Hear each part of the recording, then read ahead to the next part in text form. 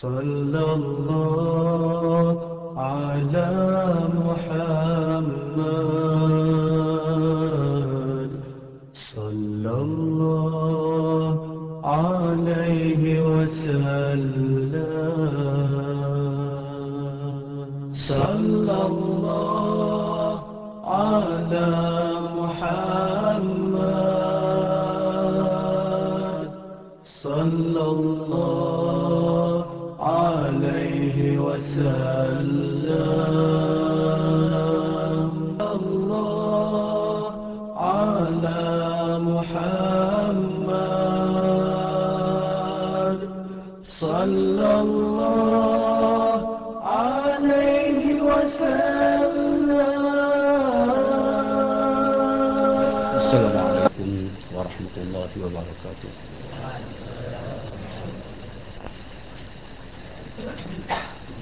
Nahmadullah subhanahu wa ta'ala wa nashkuru wa nusalli wa nusallim ala rasulina al-mustafa Muhammadun wa alihi.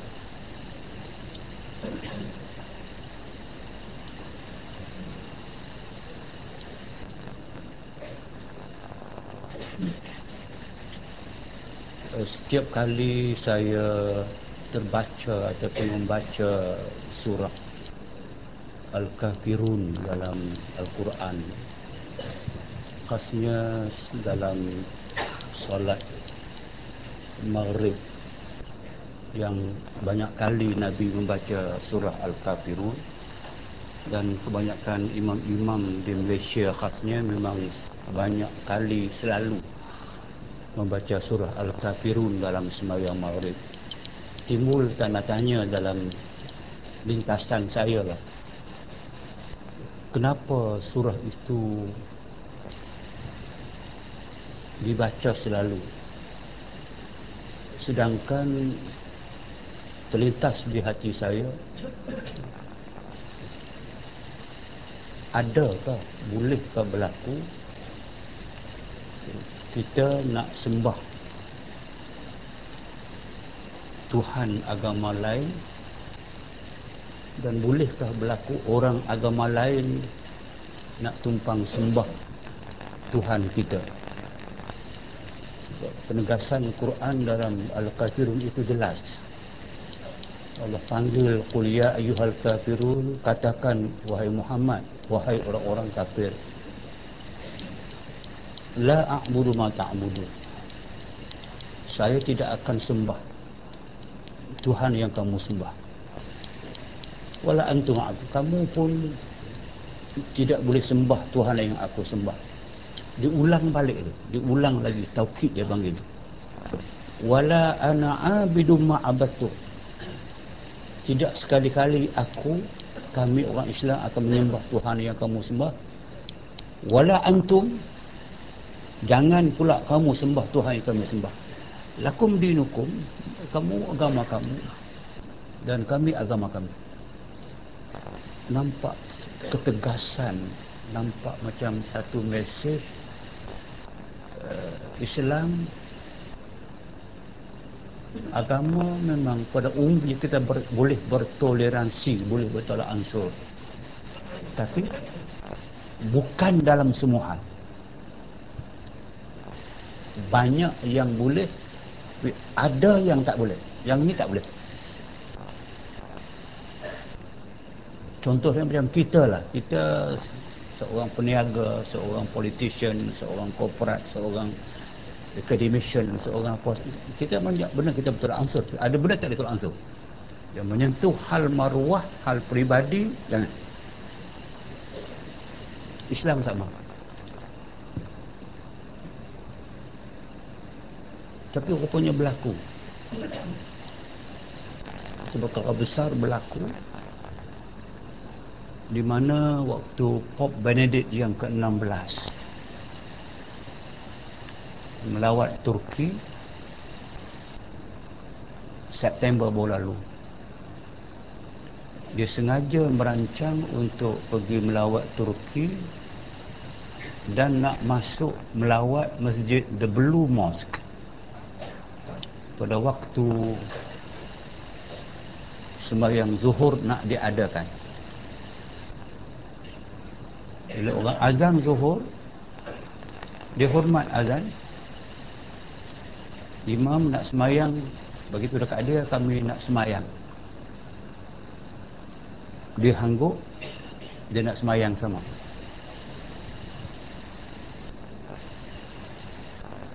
Imam itu pun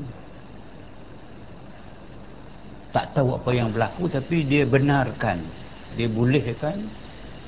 Pope Benedict ni kita tahu dia tokoh besar Roman Catholic.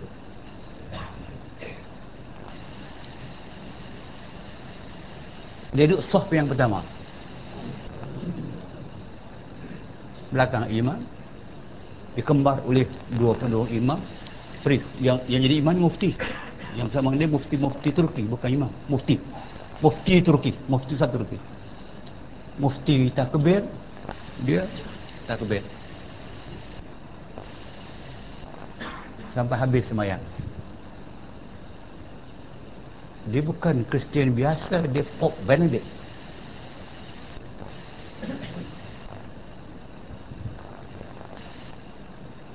Bila ini berlaku, saya kalau sekadar baca berita, saya pun tak boleh yakin. Saya tengok gambar disiarkan oleh Al-Islam dengan kiamnya, dengan tawaduk. Cuma dia kiam, kita kiam kiri kanan di atas, dia kanan kiri di atas. Tak apalah dia punya pasal, tapi nampak sangat meletakkan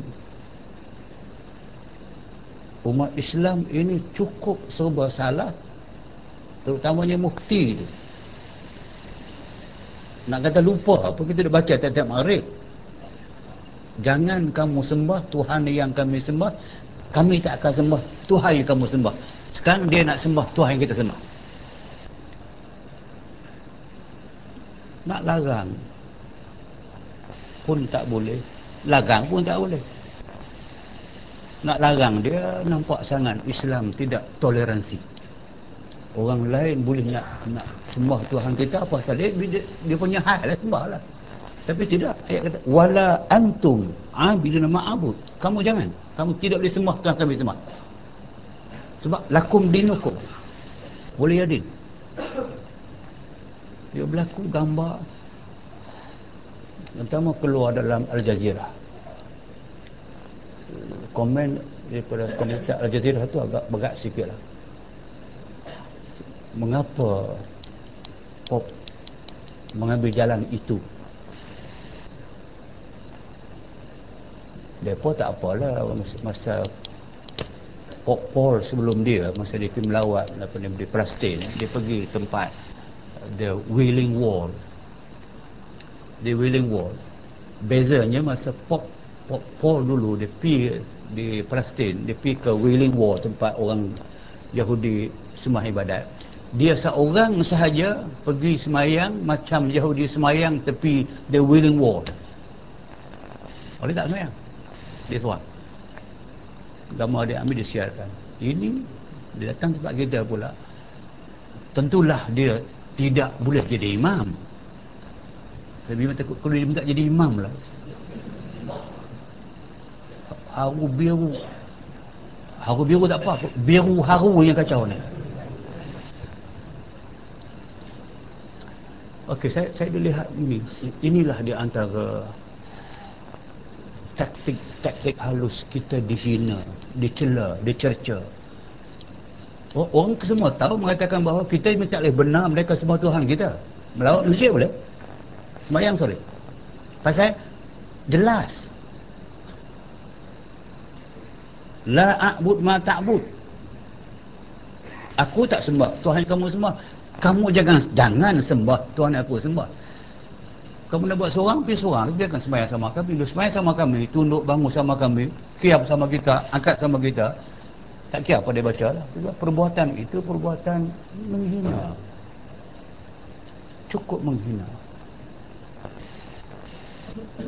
Seolah-olahnya bagi orang yang menyetujuinya, apa salahnya? Kan kita tunjukkan Islam dia toleransi. Itu saya kata, jangan sampai kepada hal Tuhan pun kita tolak ansur. Jangan sampai hal sembah Tuhan tidak tolak. Kalau itu pun tolak ansur, apa yang tak tolak ansur? lose kita ni sampai langsung tak ada apa benda. Nilai dia langsung pada ketika itu. Tapi dia berlaku ni, satu demi satu yang kena ni. Dia berlaku dan gambar tu dia siarkan. Al-Islam pula siar. Muka depan pula.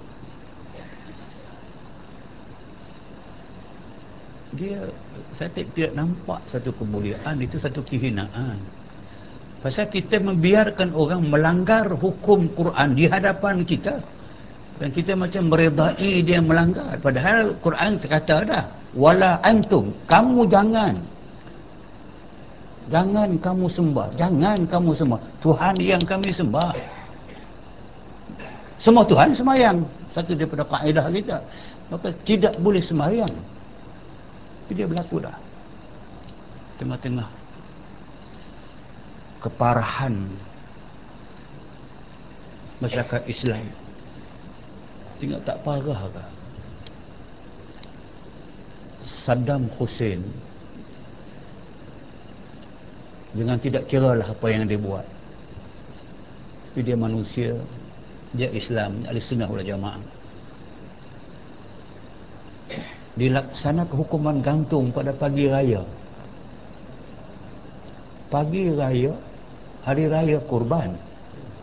Orang kurban binatang, dia kurban orang pagi raya. Dan mana pernah saya tengok orang gantung, hukuman gantung dibuat tengah rakyat ramai. Bukan rakyat ramai ni, rakyat dunia semua tengok. Insan yang nama Saddam itu dimasuk tali jeruk di tengkok dia, dunia semua nampak, ditarik, dunia semua nampak. Nak menunjukkan sama ada nak abang kata hukum Islam itu cruel, kejam, zalim, atau nak abang kata pemerintah Islam zalim dan kesemua zalim, atau nak abang kata hukuman yang dilaksanakan ini tidak berlaku di Amerika dan mereka tidak ada hukum bunuh macam tu. Walaupun orang dulu Lee Harvard Oswald pernah bunuh Kennedy dulu pun dia tak dihukum bunuh. So dia gunakan media yang macam ini satu demi satu dia menghina dan sebagainya. Tapi adakah kita orang Islam, adakah OIC membantah? Sebab hari ini OIC so macam tak boleh bersuara, tak boleh bertindak. Macam itu saya katakan. Kalau saya, perasaan saya tak boleh. Banyak gambar Pak Benedict sembah Islam tu, dia menghina. Sebab dia bukan Islam. Dia tahu kita tak betul pada dia. Dia tahu semua yang kita main-main itu. Dia tahu pun, kita tahu dia orang. Tapi kenapa dia buat? Mengapa dia buat? Tak ada bantahan. Ya, kita sia pula. Sebab saya kata ini di antara benda-benda yang musibah. Di dalaman kita kena, dari luar kita kena, bala bencana kita kena, satu demi satu kena. Banjir tak habis lagi. Berita yang saya tengok tadi sekejap, ramalan cuaca, hujan akan turun sepanjang minggu ni di sebelah utara pula. Masuk utara tu Kelantan, Terengganu dan Pahang. Maksudnya amaran dari Allah, ancaman dari Allah, dan penghinaan yang kita terima tu satu demi satu itu untuk menyedarkan. Kalau balak turun bukan untuk semata-mata kerana nak menyuka hati, nak seksa orang. Dah digunakan la'allakum tarji'un, semoga kamu balik kepada Allah. La'allahum yadhakkarun, moga mereka teringat kepada Allah. Sebanyak yang dikatakan demikian. Itu saya kata sebagai komen awal saya mengatakan bahawa itulah di antara sisipan-sisipan dalam kehidupan Islam dan Muslimin zaman mutaakhirin. Kita berhadapan dengan yang besar sekali, dengan gejala kemurkaan Allah itu kepada umat dan kepada dunia. Semakin hari semakin garang dan semakin hari semakin hebat. Dan bencana-bencana pun yang tidak pernah berlaku sebenarnya. Macam yang berlaku sekarang, yang kita ada berlaku di Johor, di Pahang, memang tidak pernah berlaku macam tu. Macam berlaku yang dekat Surabaya. Di Surabaya, berita keluar dalam The Sun. Saya tak nampak dalam berita yang lain, yang cerita kata bila korek pipe gas untuk dapatkan gas di antara dekat dengan Sulawesi, dekat dengan daripada Surabaya kan, tiba yang keluarnya ialah lumpur. Terus keluar lumpur, tenggelam rumah, dah sampai ke landasan kapal terbang utama di antara Surabaya dengan Jakarta. Dah timbul dah. Mari di mana dia? Bukan keluar gas, bukan keluar air, bukan keluar minyak, keluar lumpur, kelebok. Kalau dia keluar di Kuala Lumpur, tak apa. Memang dia Kuala Lumpur. Dia keluar, bukan di Kuala Lumpur, di Surabaya. Tak pernah berlaku dan bukan sedikit. Dan mai di mana ni sampai? Daripada bulan Mei kan, Mei, Jun, Julai, Ogos, September, Oktober, November, Disember, 8 bulan keluar tak bonti-bonti lumpur. Nak tutup macam mana? Bila lumpur keluar, dia jadi timbunan dengan lumpur, nak masuk tak boleh, dia terus keluar.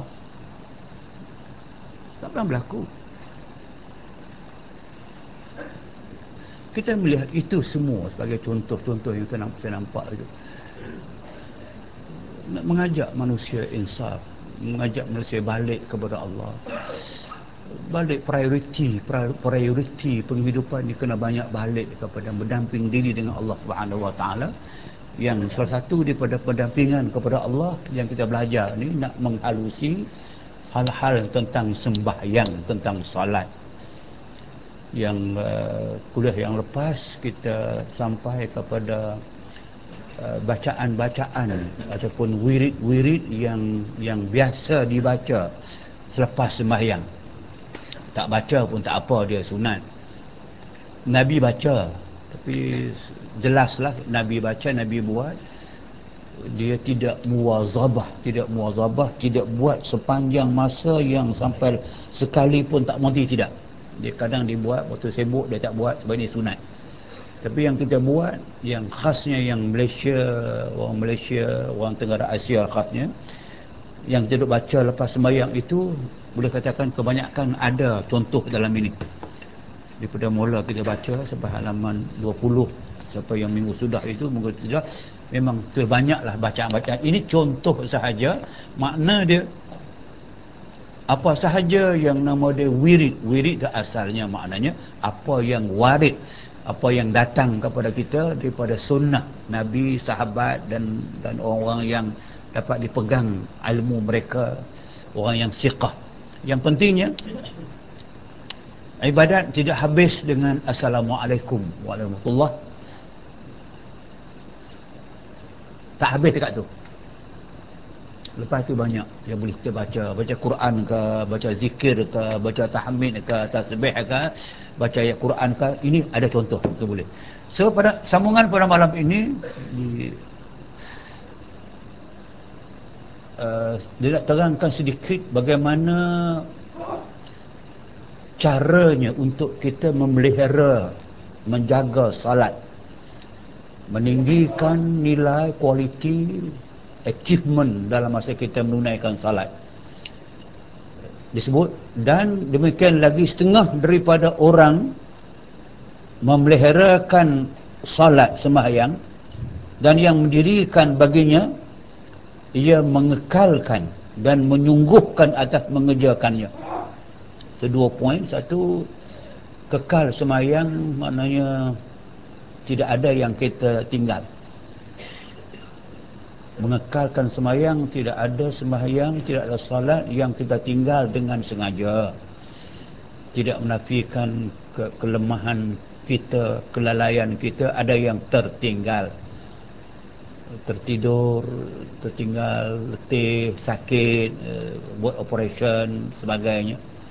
Ada, sebab itu sebagai insan biasa tu kita tertinggal. Tapi yang pentingnya kita kekal sembahyang.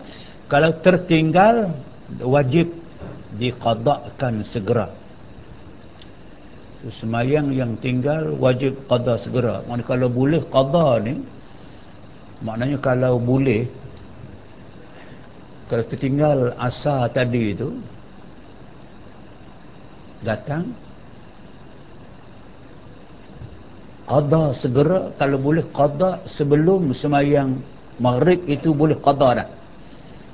Kalau tak qada sebelum pun tak apa, boleh qada selepas daripada kita sembahyang maghrib. Wajib kita tidak sembahyang sunat. Mesti diutamakan yang wajib daripada yang sunat. Maksudnya kena qada dulu.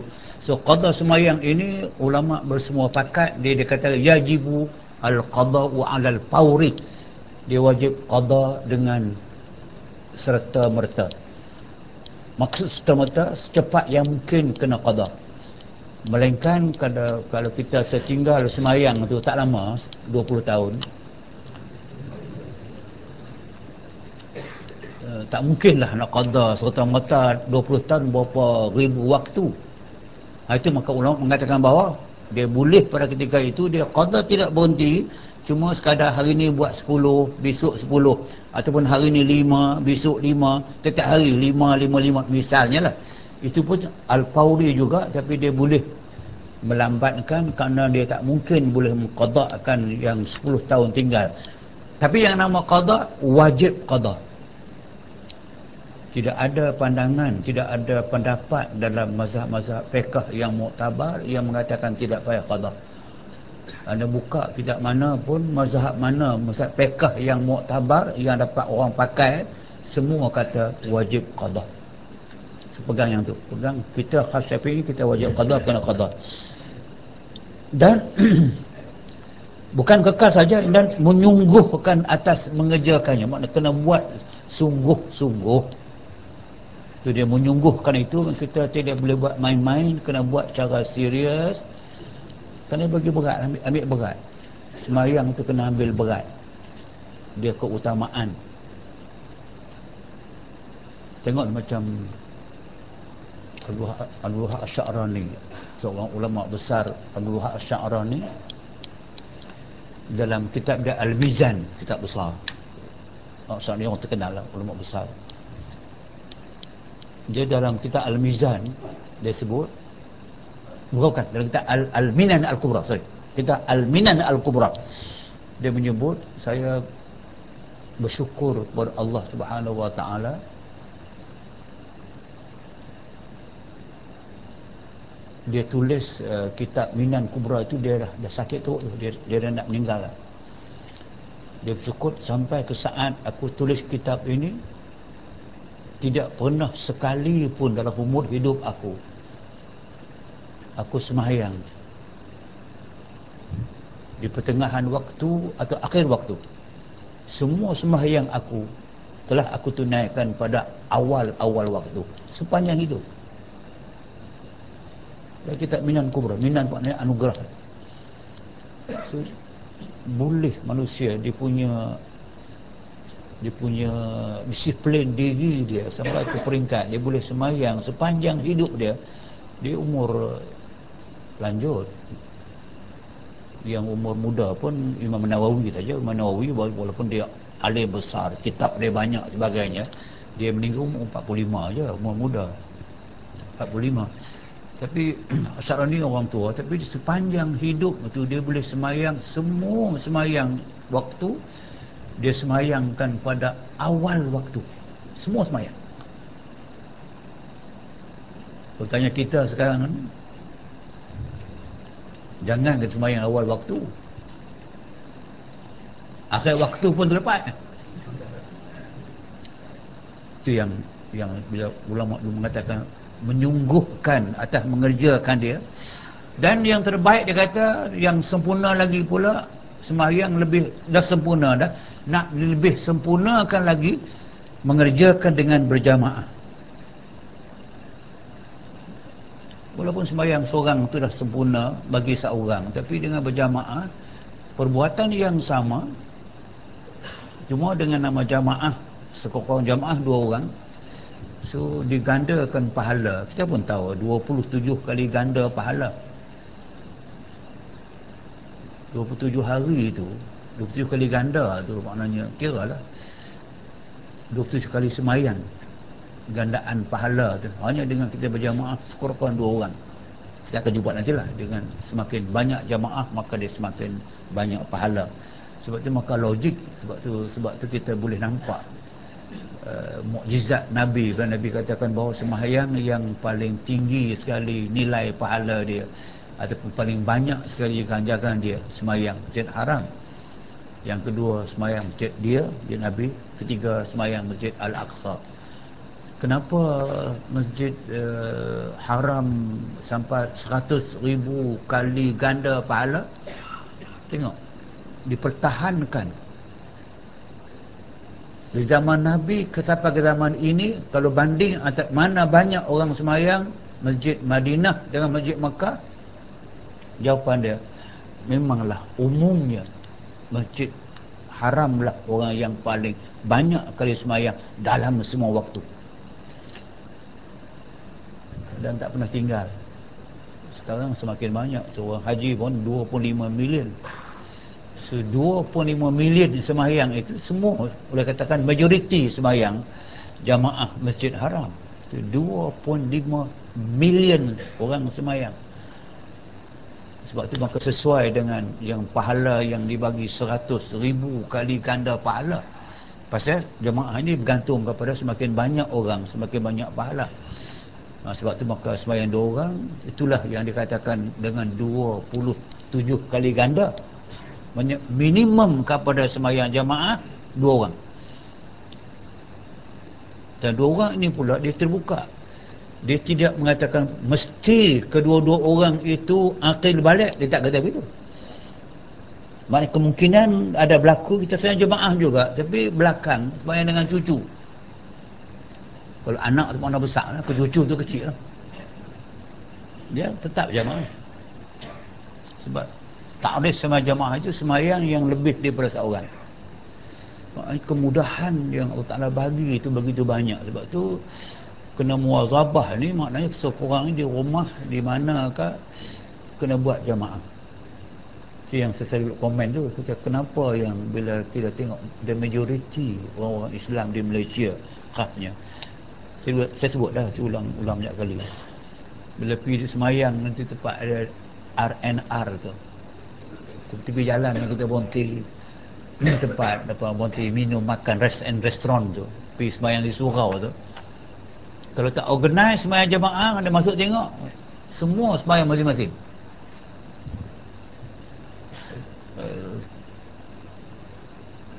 Tiga hari sudah saya pergi Langkawi itu. Padahal sembahyang di Golden Lounge saya masih dulu. Ni baru 2-3 sudah. Saya masih dulu. Saya ada 2 orang lebih wudu. Saya nak sembahyang, saya tunggu mereka. Dia tunggu lama, saya ambil wudu. Kita ke terbang tak apa, saya pun sembahyang.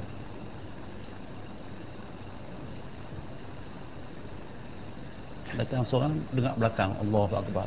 Saya alhamdulillah ada orang jamaah, untung gua ini. Rokok, dia tak rokok. Akhirnya rupanya seorang sembahyang sebelah kanan saya, sebelah belakang, seorang kiri saya, 2 sembahyang masing-masing. Saya di depan. Dia tak ikut. Saya bagi salam. Tak apa, bagi salam, keluar, minum kopi sekejap, keluar, bagi salam saya. Ustaz nak pergi ke mana? Saya tak kenal kokok ni. Itu sembang-sembang kata. Itu seorang tu, oh Datuk, dia sebut pasal khutbah raya ni masjid. Datuk sebut khutbah raya tu dia berkata ada Datuk atas patah-patah. Dia kenal saya. Tapi kenapa tidak boleh sembahyang jemaah?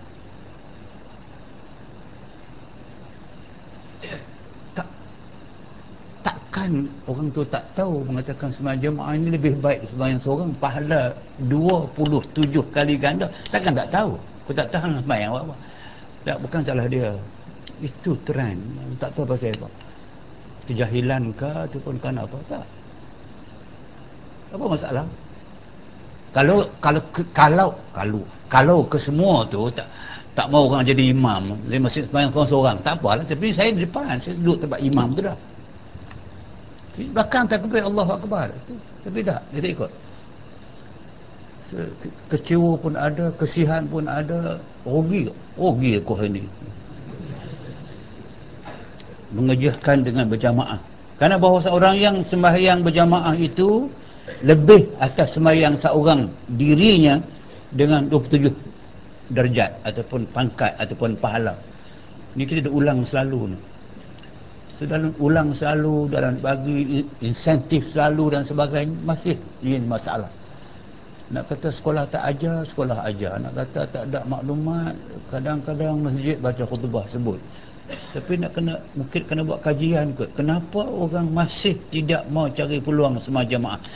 Kes sembahyang jemaah ini dalam kitab fiqh yang lain, sampai dia menyebut, kitab fiqh menyebut selalunya, kalau kita sembahyang jadi imam, memang ada makmum dah di belakang kita ni, terdengar seorang batuk di belakang selama wudu, yang kita yakin dia nak sembahyang, kita dekat yang terakhir dah. Dia sunat imam itu mentakhirkan, memanjangkan, boleh tunggu tu. Tunggu dah sampai dia masuk dalam rokok tu. Sebab rokok ni rukun panjang, tidak kita rukun pendek, kita belajar dah. Rukuk dalam rukun yang panjang boleh tunggu, sunat tunggu dia. Ni kalau tunggu dia teruk-teruk, dia main Allah Akbar, dia rokok dulu depan kita. Maknanya kena nak cari kenapa dia tidak mau pahala yang lebih, perbuatan yang sama. Tak tahu pasal apa. Kena cari jawapan mutalalah. Seperti barang yang datang pada hadis kata begitu. Maka orang yang memudahkan dengan laba ini, memudahkan untuk dapat untung ini, dia mudah saja dapat untung ni, laba untung. Dibangsakan laba pada agama. So, ini suatu kerja yang memberi keuntungan pada agama dia. Agama maksud dia pada amalan keagamaan dia. Semakin kita mendapat untung pada agama, semakin maknanya semakin banyak dapat pahala, semakin berguna kita, semakin committed kita dengan agama. Sebab tu semakin banyak pahala dapat, semakin baik. Tak ada sebab orang tak nak pahala. Tak ada sebab orang nak pahala. Jika nak pahala, mengapa tak buat? Tu yang saya kata nak perlu jawapan yang masalah lain. Lagi ukhrawi, ini untung akhirat. Padahal tiada payah menghasilkan dia. Apa payah sangat? Macam saya sebut tadi tu. Ada di rumah kita pun, kalau kita nak semayang, tunggu sekejap isteri sedang masak, tak apa. Kita tunggu 15 minit bagi dia selesai, kita semayang sekali. Saya tak boleh tinggal jemaah yang kat Jah, kalau rumah, kalau di mana pun memang kita selalu, kadang dia tunggu saya, memang kita semayang sekali. Untung. Dan tiada patut mencapaikan dia. Maknanya tiada patut, tak patut untuk tak capai dia. Patutlah dicapaikan dia, dapatkan. Maka adalah orang itu orang yang memudahkan agamanya. Kalau orang yang tak mau dapat pahala, tak mau capai maksud berjamaah itu, maka orang itu orang yang dia memudahkan agama dia. Ini yang kata memudahkan agama, yang saya tafsirkan dengan makna riddah, itu dia makna yang besar. Riddah yang dipanggil murtad, gejala murtad itu diantaranya istighfafun biddin, dia memudah-mudahkan agama dia. Memudah-mudahkan maknanya dia pandang ringan. Hatta kepada pahala pun dia pandang ringan. Dibagi maksud dia tak langsung tidak nak menunaikan sembahyang jamaah walaupun hukum orang tahu dia kita fardu kifayah. Kalau ada orang buat lain tak payah, bukan begitu, tapi tidak berdosalah jika ada orang buat. Tapi yang maksudnya yang memudah-mudahkan ini bimbang takut kepada dia memudahkan agamanya. Dan orang yang tiada menghirau akan dia orang ni macam dia tak menghiraukan agama dia, tak menghiraukan tuntunan agama dia. Dan lagi kerana kata setengah ulama ia fardu kifayah. Ya. Setengah mengatakan fardu kifayah. Setengah mengatakan bukan fardu kifayah, dia menyempurnakan pahala. Di perang akan orang yang meninggalkan dia. Di sebuah kampung kesemua sekali seorang pun tidak mau sembahyang jamaah, mereka meninggalkan fardu kifayah. Yang 3 fardu kifayah itu boleh imam pemerintah memerangi mereka. Dan lagi pula kerana membaharakan mazhab yang mengatakan orang yang berjiran masjid tiada harus sembahyang mereka dalam masjid jamaah. Maksudnya ada hadis yang mengatakan la solata man bijaril masjid illa fil masjid. Maksudnya tidak sempurna pahala sembahyang bagi orang yang berjiran dengan masjid melainkan di masjid. Tadilah maksudnya pahala yang sepatutnya dia dapat 27, dia sembahyang seorang dapat 1 sahaja.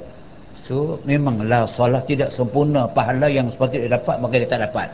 Sebab tu dia katakan bahawa maka sembahyang jamaah di mana pun sebagai satu daripada tuntutan hukum yang patut dipenuhi.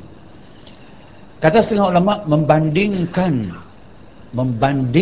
sembahyang berjamaah itu seperti air yang banyak, tiada menajiskan dia kedatangan najis, melainkan berubah rasanya. Tengok dia punya bandingan, dia punya analogi. Sembahyang jamaah ini ulama menganalogikan dia dengan air sedikit dengan air banyak.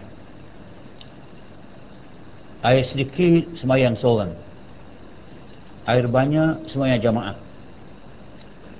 Air sedikit kalau kena najis sedikit, air jadi najis.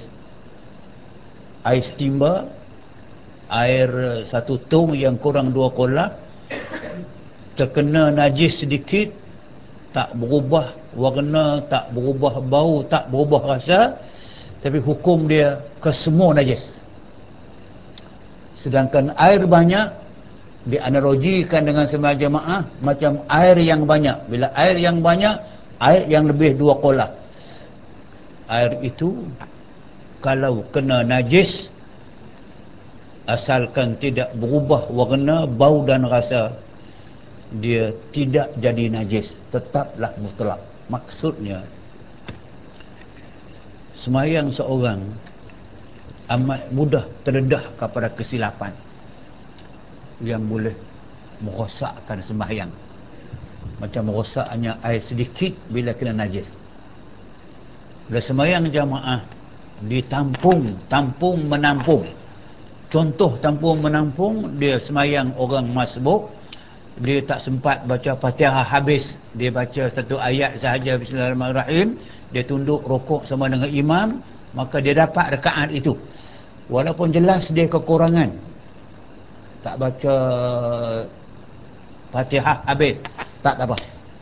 Itu yang dikatakan dibandingkan sama dengan air yang banyak. Kekurangan sedikit ditampung dan sah sembahyang itu, maknanya tertampung sembahyang dia. Itu punya halusi, satu analogi, satu contoh dia kata. Itu dia cakap kedatangan najis melainkan berubah rasanya atau warnanya atau baunya. Itu najis lah. Air banyak mana pun, air 1 perigi pun kalau masuk bangkai berubah warna, berubah bau sebagai, memang najis walaupun lebih 2 kolah. Kita bercakap ni air yang lebih 2 kolah, air perigi, jatuh tikus seekor, tak apa, boleh ambil sembahyang, boleh mandi wajib. Air lebih 2 kolah, jatuh lembu seekor, mampu dalam tu, tapi air tidak bau, tidak tidak berubah warna, tak bau rasa, tak apa, dia tetap mutlak. Hukumnya begitu. Nak minum, cari air lain lah.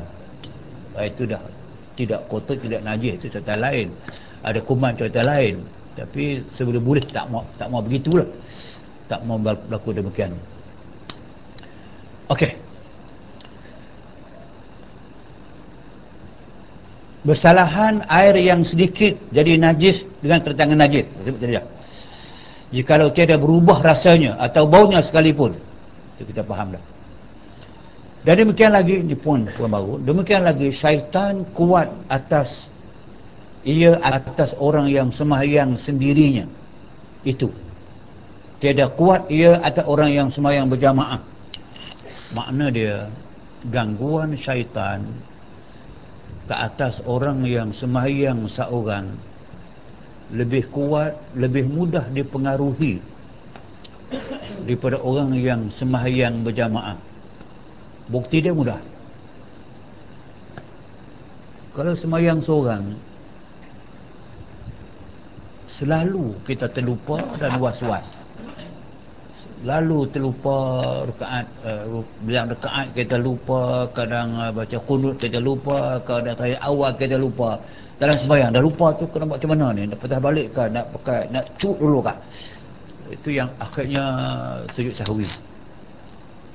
Kalau dalam sembahyang jamaah, apa nak wah-wah Kita makmum, imam biasanya jarang lupa, jaga. Biasanya lah. Kena lupa pun orang belakang tegur. Orang belakang tak sibuk lah. Sebab tu maka orang belakang tak timbul dah. Aku lupa tahiyat tak timbul, lupa rakaat tak timbul dah. Pasal imam dah buat segala-galanya. So lebih tenang hati.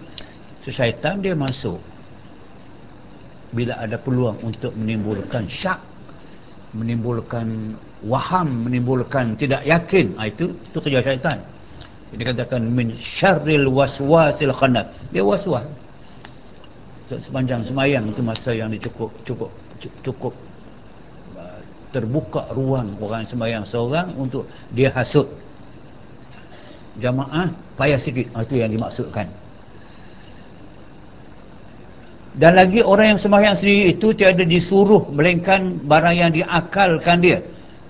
Sembahyang jemaah itu disuratkan baginya sembahyang sempurna jika tiada diakalkan. Maksud dia, sama ada kita nak gunakan akal ataupun tidak, memang kita nampak sangat secara logiknya. Bila sembahyang beramai-ramai jamaah itu lebih sempurna sembahyang berbanding dengan sembahyang seorang. Setidak-tidak kita nampak kalau sembahyang seorang cincai, baca cincai, sap-sap soi, rokok lebih kurang, pakaian lagi teruk. Kalau seorang kadang-kadang tu cukup dengan kain saja ya. Oh, jenis kain yang dia tinggal itu pun kain bulat tu. Bukan lepas gitu, langkah keluar pakai seluar pergi pejabat, balik buang seluar pula, langkah masuk balik tu.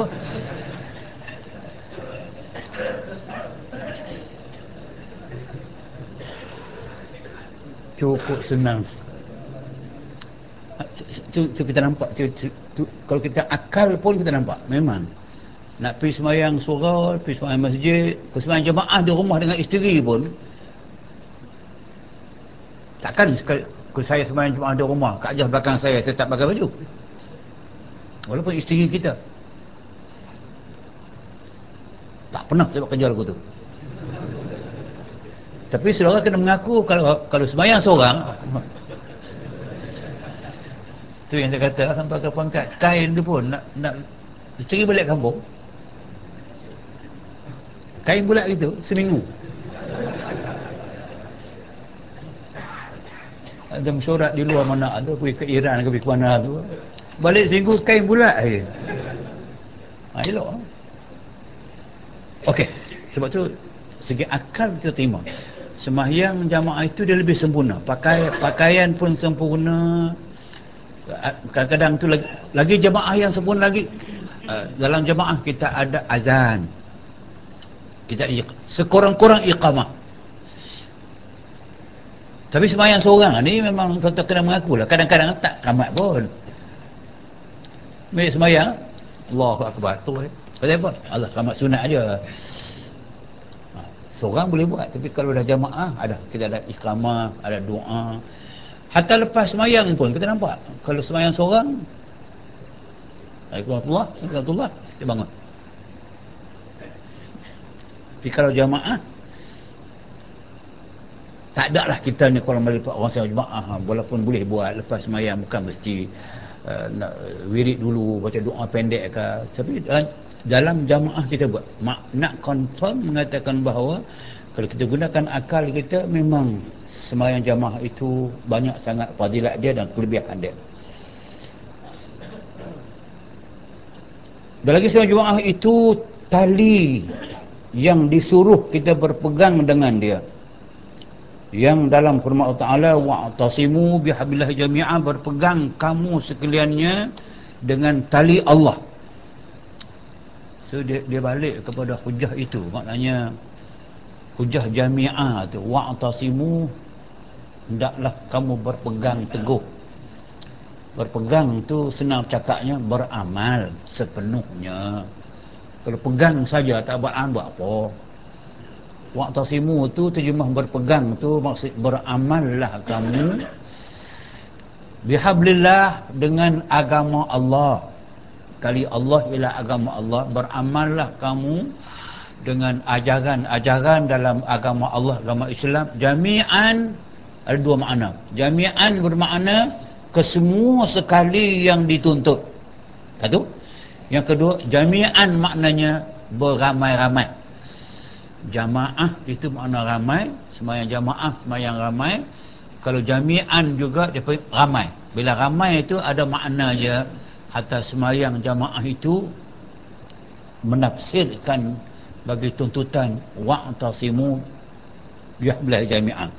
Berpegang kamu, beramallah kamu sekaliannya dengan tali Allah, agama Allah. Maka tiap-tiap orang yang lalai akan dia itu, sungguhnya sangatlah besar ia lupa akan masalah agamanya. Dia pergi situ, dia pergi orang yang lalai tidak melakukan demikian itu, dia lupa maslahat kebaikan agamanya, dan sedikit gemar ia daripada menyungguhkan pekerjaan akhirat. Orang itu orang yang tidak gemar untuk melakukan pekerjaan mendapat pahala di akhirat. Semua sekali yang dituntut. Satu. Yang kedua, jami'an maknanya beramai-ramai. Jamaah itu makna ramai, sembahyang jamaah, sembahyang ramai. Kalau jami'an juga dia ramai. Bila ramai itu ada makna je, hatta sembahyang jamaah itu menafsirkan bagi tuntutan wa'tasimu bihablillah jami'an. Berpegang kamu, beramallah kamu sekaliannya dengan tali Allah, agama Allah. Maka tiap-tiap orang yang lalai akan dia itu, sungguhnya sangatlah besar ia lupa akan masalah agamanya. Dia pergi situ, dia pergi orang yang lalai tidak melakukan demikian itu, dia lupa maslahat kebaikan agamanya, dan sedikit gemar ia daripada menyungguhkan pekerjaan akhirat. Orang itu orang yang tidak gemar untuk melakukan pekerjaan mendapat pahala di akhirat. Sebab ini akan balik kepada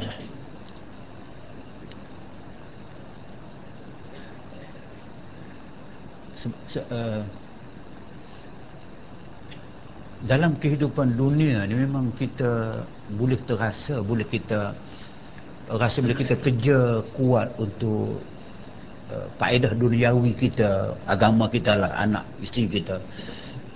Sebab dengan kita nampak laba, untung yang kita dapat daripada kerja kita buat, tak kira apa kerja saudara lah, maka kita semakin seronok bekerja, semakin usaha, semakin masa semakin panjang, lama, makin bersungguh-sungguh, makin perah otak, pasal kita nampak keuntungan duniawi. Kita nampak dengan wang ringgit yang masuk, dapat tengok graf keuntungan tiap tahun bertambah. Tahun ni untung sebelum cukai sekian banyak, tahun depan untung sebelum cukai makin banyak. So, kita nampak yang itu, maka kita terpaksa kita gunakan sepenuh tenaga bagi mendapat faedah itu kerana kita nampak. Tapi kalau kita nampak juga bahawa laba di akhirat, bila kita buat sesuatu yang mendatangkan laba keuntungan di akhirat, kita nampak, kita seronok kerana dia telah terkumpul dan nak kumpul lagi, nak banyak lagi, macam yang kita tuntut dunia. Tapi masalahnya yang katakan orang yang lalai akhirat ni, bahawa dia bila sampai ke peringkat dia tuntut dunia nah banyak, seronok betul lah, tapi sampai lupa kepada akhirat, lupa kepada sembahyang yang asas pun lupa. Usahlah jemaah ni lupa kepada kebijakan-kebijakan yang lain, maka rugilah dia, kerana pada ketika itu dia memberi keutamaan kepada sesuatu yang akan dia tinggal, tidak beri keutamaan sesuatu yang kekal. Itu yang Nabi kata, fa'asiru ma yabqa ala ma yafna.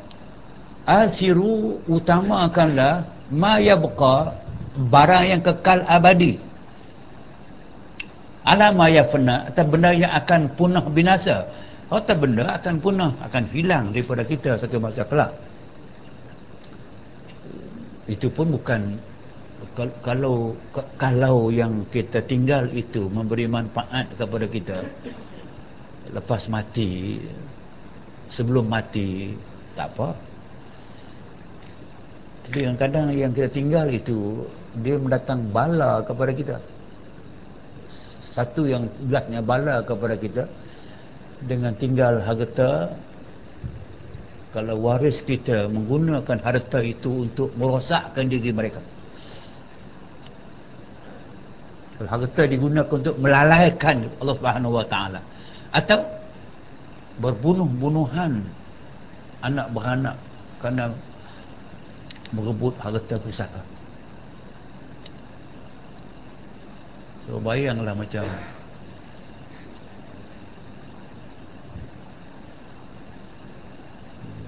kisah macam kawan saya yang sampai sekarang menderita kerana harta pusaka itulah. Dia murid kita, murid Darul Syifa, dia buka dia kerana sikit gaduh pasal harta pusaka.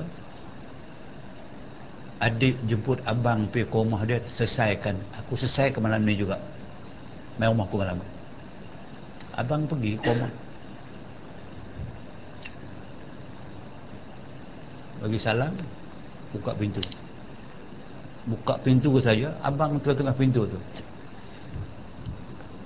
satu timba kampung cuka getak, dia simbah muka.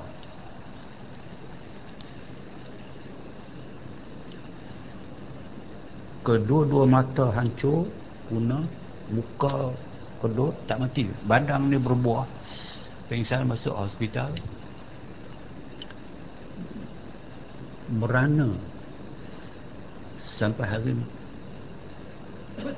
Adik pula kena masuk penjara 12 tahun pasal berebut harta pusaka. So maknanya, adakah bapa dalam kubur mendapat kebaikan? Putus silaturahim adik dengan abang, dan keluarga pecah dua. Pasal itu saya kata, ini yafna ni, dia binasa. Asiru yang utama, tu yang nak katakan, wal baqiyatus salihat khairun inda rabbika thawaban wa khairun amala. Wal baqiyat, yang baki, as-salihat, yang paling baik. Apa yang baki yang paling baik? Dalam tafsiran, yang baki kepada kita yang paling baik, yang paling rendah sekali, subhanallah walhamdulillah wala ilaha illallah akbar. Menyebut demikian itu dia tinggal, dia baki kepada kita, meninggalkan kepada kita as-salihat, cukup baik bagi kamu.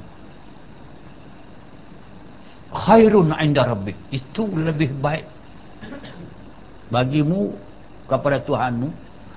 Wa khairun amala, sebaik-baik yang kamu berangan-angan dan bercita-cita, maknanya pahala. Kerana itulah maka orang dahulu, orang zaman awalan dululah macam yang Quran sebutkan, was-sabiquna as-sabiquna ulaikal muqarrabuna fi jannatin na'im.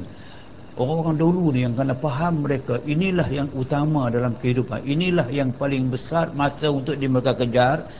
Kejar apa? Kejar pahala ni, kejar kerja ukhrawi, kejar kerja yang sedikit pahala yang banyak, kejar benda yang kita buat yang sama tapi kena buat pahala banyak. As-sabiqun, maka berlomba-lomba melakukan itu. As-sabiqun, orang yang berlomba-lomba, yang tidak lepas peluang melakukan yang sebut tadi itu. Ulaikal muqarrabun, orang itulah orang yang dimasukkan dalam golongan yang hampir dengan Allah Subhanahu wa taala. Muqarrabun, daripada takwa datang muqarrab, orang yang hampir. Okey, apa jadi jika sampai kepada ulaikal muqarrabun fi jannatin na'im? Allah bagi janji kepada mereka dah, kalian yang buat demikian akan ditempatkan dalam syurga-syurga yang penuh dengan nikmat. Maknanya jannat, dalam syurga-syurga. Mengapa dikatakan syurga-syurga padahal satu syurga pun cukup sangat dah? Tak apalah, syurga nombor 7 pun tak apalah. Kawan saya kata kaki lima tak apa Ustaz.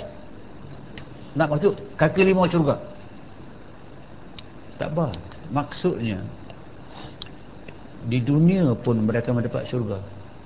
Syurga dunia, kerahmatan Allah, kenikmatan Allah yang diberikan kepada hamba-Nya, itu juga merupakan satu syurga. Terhindar daripada bencana, balak, satu nikmat. Setiap kali kita melihat balak, cuba lihat, kita alhamdulillah. Ni masih lagi 40,000 orang ni yang di pusat-pusat pemindahan tak balik daripada sebelum raya sampai sekarang. Belum balik. Cuba bayangkan susahan kita, siapa yang kena. Rumah saya kata payah banjir rumah saya. Kalau rumah saya banjir, dah kita teringat, bukan teringat kita kata. Teringat kita berada dalam suatu suasana keadaan kemurkaan Allah yang merata. Cuma rahman Allah itu dia tak turun ke semua sekaligus. Tahun ini.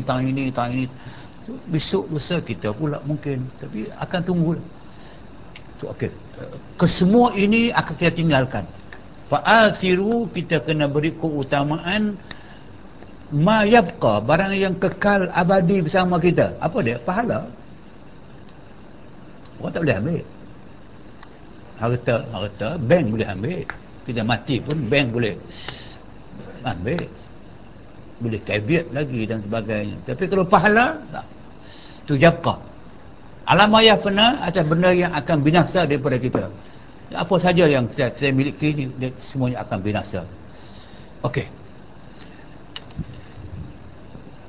Maka tiada diketahui orang yang menuntut akan dunia menanggung ia akan penat dan payah ia kerjakan yang berat, berjaga malam dan berpanas ia sehari, manakala hasillah baginya, maksudnya suku sejemput daripada labanya. Percaya lupa ia daripada menanggungkan akan payah. Maksud dia, untuk mendapat kerja dunia pun bukan senang, untuk mendapat kemudahan dunia pun bukan senang. Jaga malam, berpeluh siang hari, cari rezeki tu, nelayan. Belum tahu dengan belanja minyak yang mahal sekarang, pergi dengan bot, belum tahu boleh ke tidak. Kadang pergi banyak tak boleh. Hatta cari kayu gaharu dalam hutan, belum tahu jumpa ke tidak. Yang mustahak kali boleh balik ke tidak. Sesat. Berniaga, keluar modal banyak, belum pasti untung, malah banyak dan gulung tikar. Cuba tengok surat khabar, dalam surat khabar Melayu mana-mana, berapa halaman tu ruangan yang cerita orang bankrupt. 4 halaman surat khabar tiap hari. Yang bank tuntut, yang declare bankrupt tu. Kalau sehari 4 halaman surat khabar, berapa ratus orang sehari, tiap-tiap hari. Maknanya mereka kerja sungguh-sungguh, usaha kuat, buat sungguh-sungguh, tapi yang berakhir dengan bukan laba, dia rugi, dia bankrupt. Kita minta simpang lah, minta simpang, jangan bankrupt.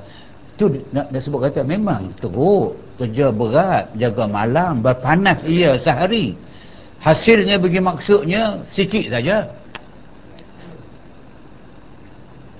Apa yang sedikit tu, kalau untung pun tidak pernah ada untung yang Allah Ta'ala janjikan macam Allah janji nak bagi. Contoh dia, kalau kita buat untuk dunia, dapatlah apa yang kita dapat jika dapat. Kalau tak dapat, kita susah, kita bankrupt dan sebagainya. Tapi untuk Allah, sepaling-paling tidak suatu pekerjaan yang baik, hasanah, Allah janjikan dengan 10 kali ganda. Dengan ayat, man jaa bil hasanati falahu asyru amsalihah. Buat suatu kebajikan yang mendatangkan pahala buat kerana Allah, paling remeh, paling koman sekali, Allah balaskan dengan 10 kali ganda. Sampai kepada 700 kali ganda. RM1 yang kita belanjakan di jalan kebajikan kerana Allah, derma ke, bagi bantuan fakir miskin ke, bagi orang mangsa banjir ke, bagi tabung khairat buat masjid dan sebagainya, dijanjikan seperti satu biji tanaman yang kamu tanam, dia tumbuh, itu dia investment, dia tumbuh 7 tangkai, satu tangkai ada 100 biji. Maknanya satu yang kita buat, katakan kalau wang RM1, Allah janjikan sampai balasan 700 kali ganda, sampai kepada 1000 kali ganda. Apa dia? Macam semayang Masjid Nabawi, satu semayang sampai kepada 1000 kali ganda, sampai kepada 100,000 kali ganda tadi semayang Masjid Haram. Maknanya korang langsung tidak ada, yang ada pun untung dan labanya banyak. Bank rakyat paling banyak pun 15%. 15 itu pun bukan semua orang dapat. Besar dah tu. Bank Islam lagi bagus. Okey. Sebab tu dia cuba tu certain nilai yang value addednya, yang bertambah nilainya, kita lihat balik pembentangan yang ulama dulu buat dalam konteks semayang pun dia pergi sampai ke situ, nak timbulkan satu motivasi bahawa kita diminta gemar melakukan kerja yang mendatangkan laba, daripada menanggungkan akan payah-payah dan dimudahkan segala yang payah-payah dan membilangkan barang yang tercapai daripada laba dunia yang fani itu akan tuannya yang amat besar. Maksud dia taklah laba dunia, laba yang akan panah yang akan binasa. Laba dunia, laba yang akan binasa. Laba akhirat, laba yang tidak akan binasa, sebab tuannya amat besar, Allah Ta'ala yang maha pengampun, maha pemurah. Barang siapa tidak mengirakan pekerjaan ini, kalau orang tak mau hitung, tak mau nak fikir dua perumpamaan tadi, dua kelebihan tadi, di atas dunia kena buat, jangan tinggallah dunia yang semua teruskan, tapi jangan sampai lupa habuan yang di akhirat ni, jangan lupa. Saya katakan siapa yang tak mau kira pekerjaan, tak mau bilang ini dan membilangkan barang yang tercapai daripada laba dunia yang panah itu akan tu. Dan siapa tidak mengirakan pekerjaan ini bagi dirinya, dia akan rugilah. dengan berkira, dengan melihat balik ini keuntungan, memberi satu motivasi kepada kita untuk buat lebih. Buat dah. Untuk buat lebih bagi kepentingan kita di akhirat. Adalah ia daripada Allah, dibilangkan daripada orang yang munafik. Kalau jika tidak buat demikian, tidak perhati, tidak kira, tak mau ambil berat kepada apa yang Allah janjikan di akhirat, sampai kepada Tok Syekh kita mengatakan dia seorang yang munafik. Bagi maksud. So kalau kita mengaku mengatakan bahawa mana lebih baik di antara kita mendapat kenikmatan dunia tapi kita hilang akhirat, kita dapat akhirat hilang dunia. Kita kata kita mau biar dapat akhirat hilang dunia tak apa. Tapi yang kita nak kalau boleh dunia kita dapat, akhirat dapat. Tapi kalau orang yang kira dunia sahaja sebab lupa kepada akhirat, tak mau ambil peluang, tak mau berkira, itu dia katakan munafik tu. Lidah kita kata nak akhirat tapi yang kita beramal bukan akhirat. Itulah mesej dia. Melainkan nyata ada padanya daripada uzur yang mengharuskan meninggalkan berjamaah. Semua kewajipan ada excuse. Semua kewajipan dalam Islam tidak absolute, ada excuse. Macam kewajipan jihad, perempuan excuse, dia tak diwajibkan tapi boleh keluar. Perempuan zaman Nabi keluar walaupun tak diwajibkan. Orang cacat zaman Nabi, al-mu'awwiqin, tak diwajibkan pergi jihad, excuse, tapi mereka insist nak keluar. Macam seorang yang baru masuk Islam, orang Islam yang faham Islam dia wajib berjihad, tapi orang yang baru Islam dia tidak wajib berjihad kerana dia belum melakukan pekerjaan-pekerjaan yang asas. Dia pun tak faham mengapa berjihad ni, dia tolak daripada iman. Tapi berlaku walaupun dia excuse. Seorang orang Islam zaman Nabi di Madinah menjelang peperangan Uhud, menjelang perang Uhud,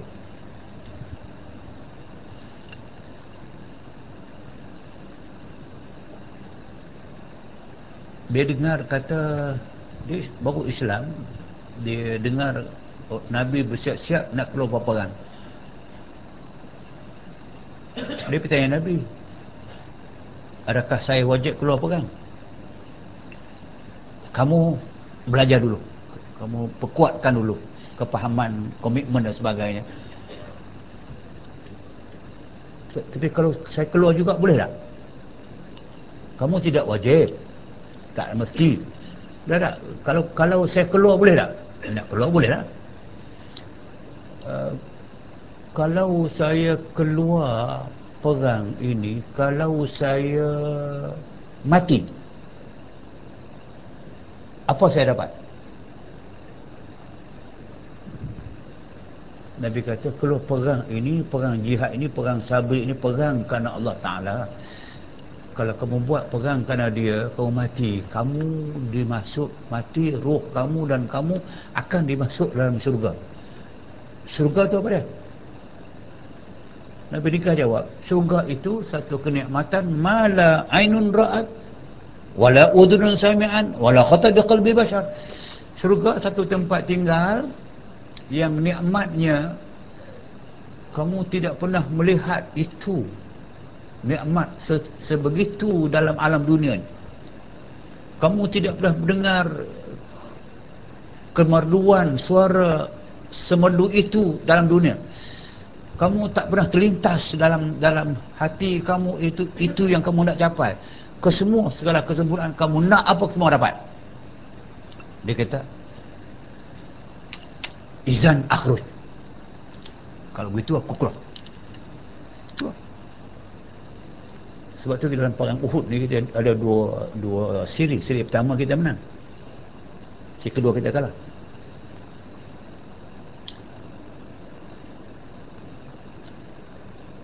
Dia keluar pergi, dia hati dia bulat, Pergi perang. Round yang pertama, selesai kita menang. Nabi tengok orang yang, beberapa orang yang meninggal awal tu tak banyak. Pergi awal, kedua kita banyak meninggal. Berjumpa dengan dia.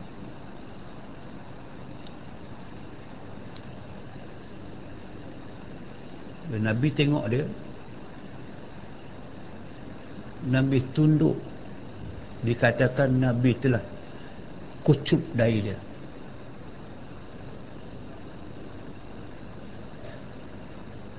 Bila sahabat tengok begitu, yang jarang Nabi buat. Buat Islam sendiri yang banyak syahid.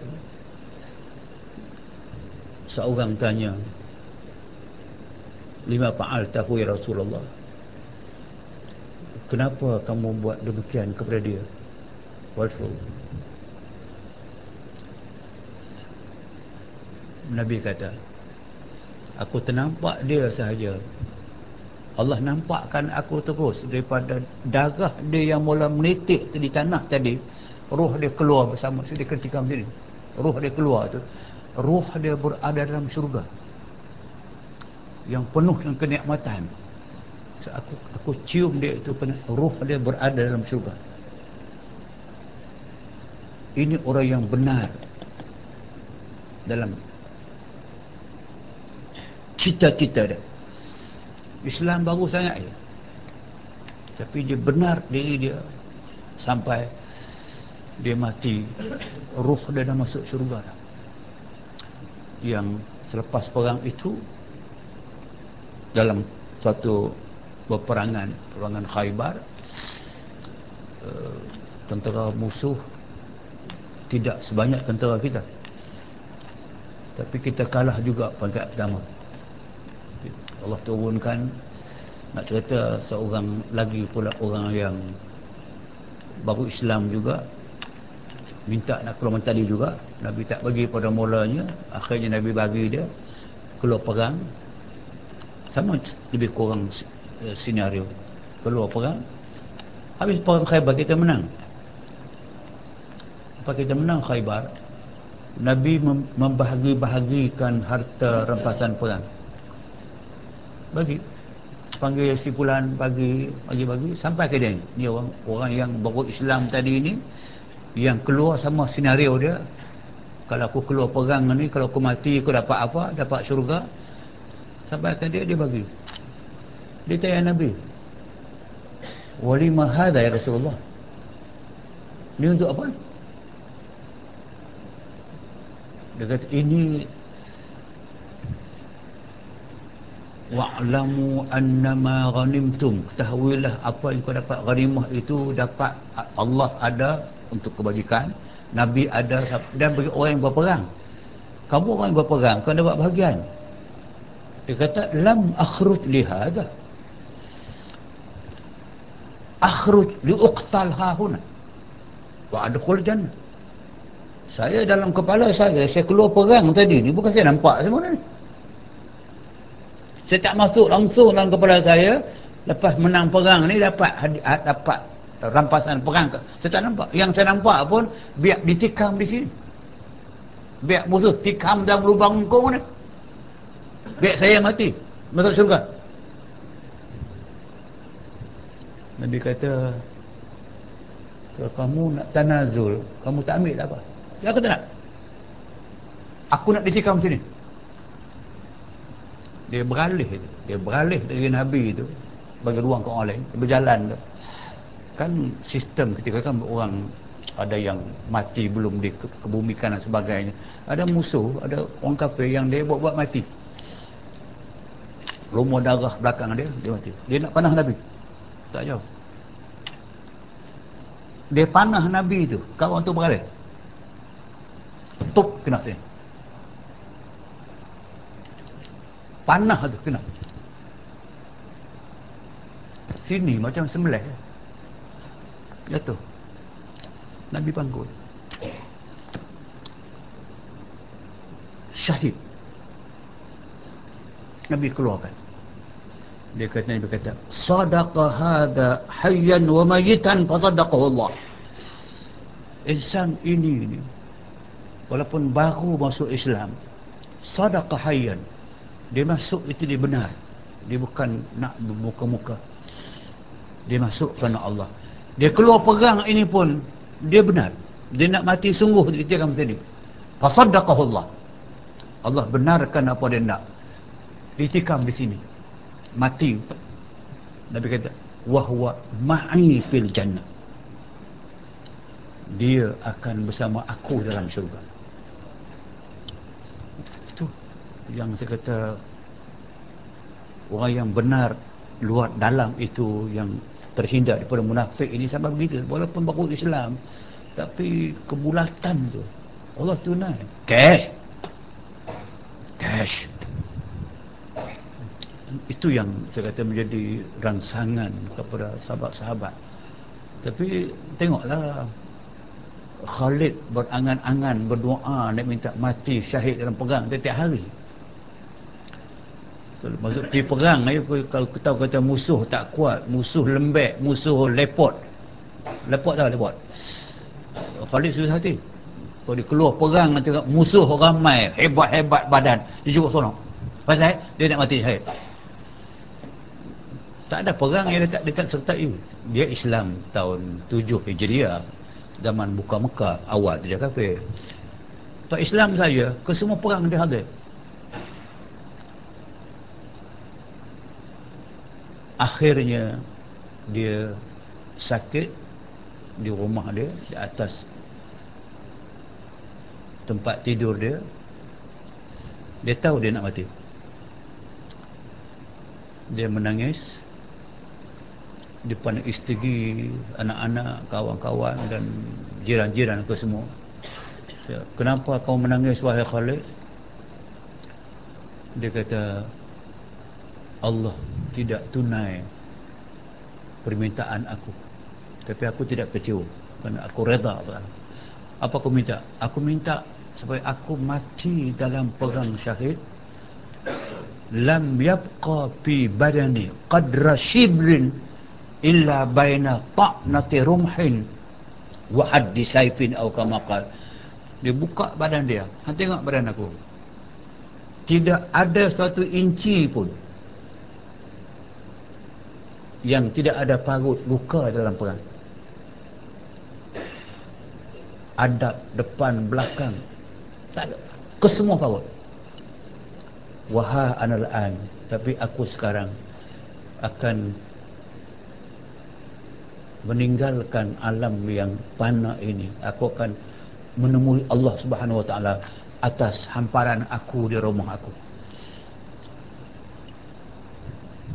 Menghadap kiblat, syahadat, meninggal.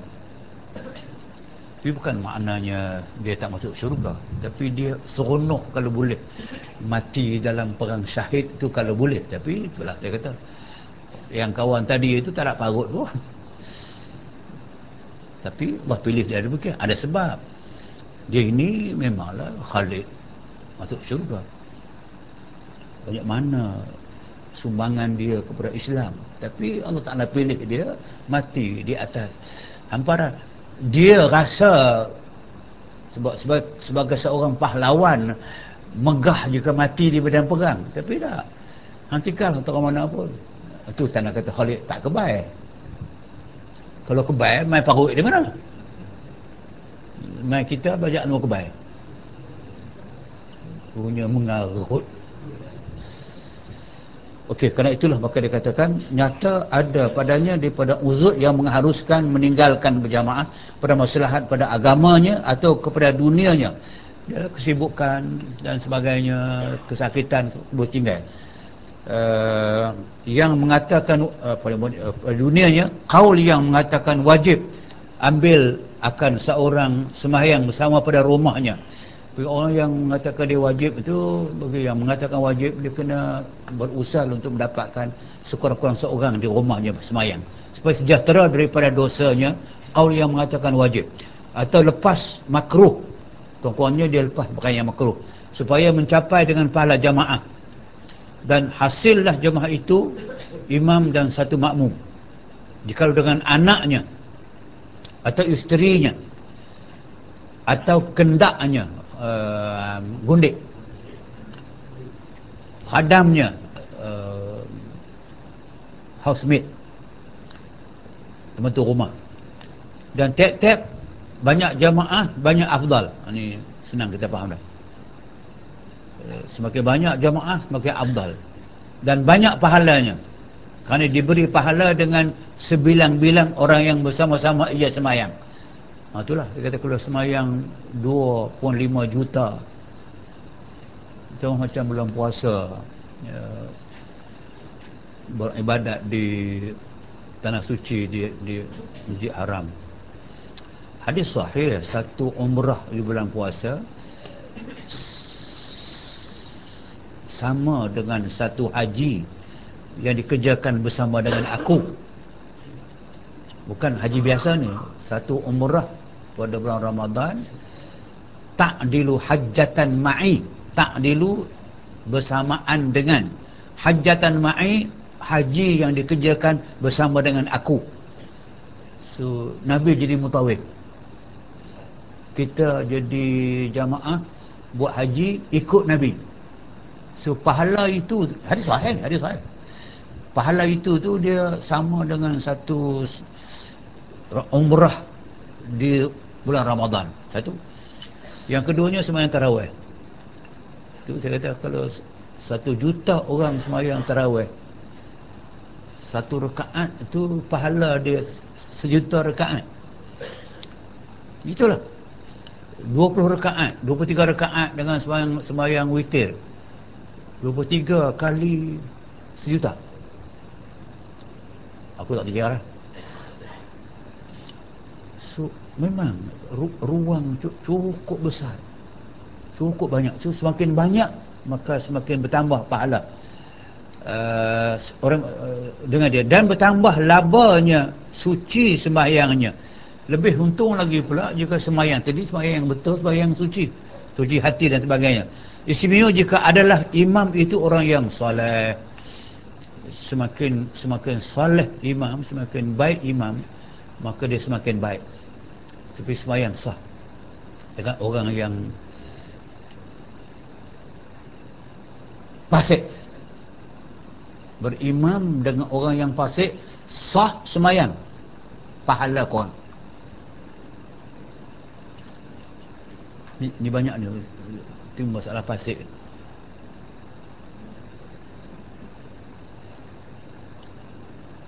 Yalah, sebut tak elok, tapi kadang nak mengaji sebut.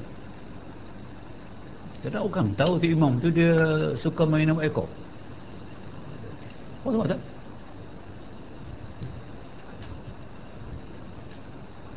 Satu imam di sebuah masjid baru ni ditangkap khalwat. Balik daripada tuduhan di mahkamah session, pergi tu jadi imam sembahyang Jumaat, petang sembahyang asar maghrib, tugas dia. Itu saya kata jadi yang macam contoh saja. Sebab tu hukum ada, sembahyang di belakang imam yang fasik sembahyang sah. Tapi kalau ada imam lain yang tidak fasik, maka bagilah yang tidak fasik. Peraturan pula tak boleh.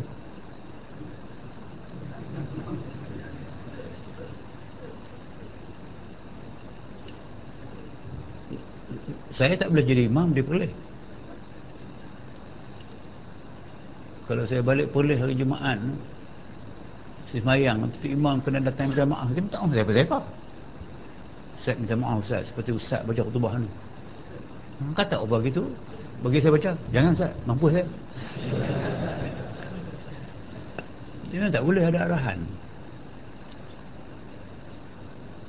Imam tak boleh.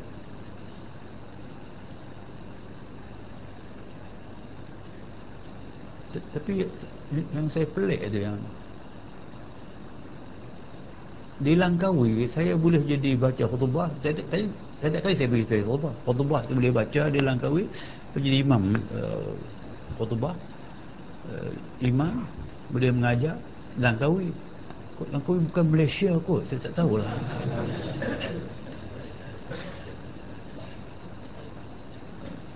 An-Nur tak apalah, masjid kita ni. Sebab kita balik sini, bukanlah macam kata saya boleh jadi imam, orang lebih baik daripada saya. Imam itu orang yang saleh dan ahlul khair. Ahlul khair orang yang nyata dia seorang suka buat kebajikan, buat kebaikan. Dan salah ini memang nyata orang yang baik. Dan lagi disebut pada beberapa hadis bahawa tiap-tiap langkah yang dilangkahkan oleh hamba padanya berjalan menuntut berjamaah, pahala yang amat besar. Itu yang dulu zaman Nabi dulu bila disyariatkan sembahyang jamaah, umat Islam ke semua suka nak sembahyang jamaah, memang semua sembahyang zaman Nabi. Maka orang-orang yang tinggal jauh dengan Masjid Nabawi itu susah jalan pergi balik, mereka datang berjumpa dengan Nabi, minta tempat dekat dengan masjid untuk mereka buat tempat tinggal. Nak pindah daripada sana, mai dekat dengan masjid, senang keluar rumah pergi masjid, keluar masjid pergi rumah, berulang mudah-mudah. Nabi kata, kalau kamu nak pindah, aku cadangkan kamu pindah lebih jauh sikit daripada rumah kamu yang ada tu.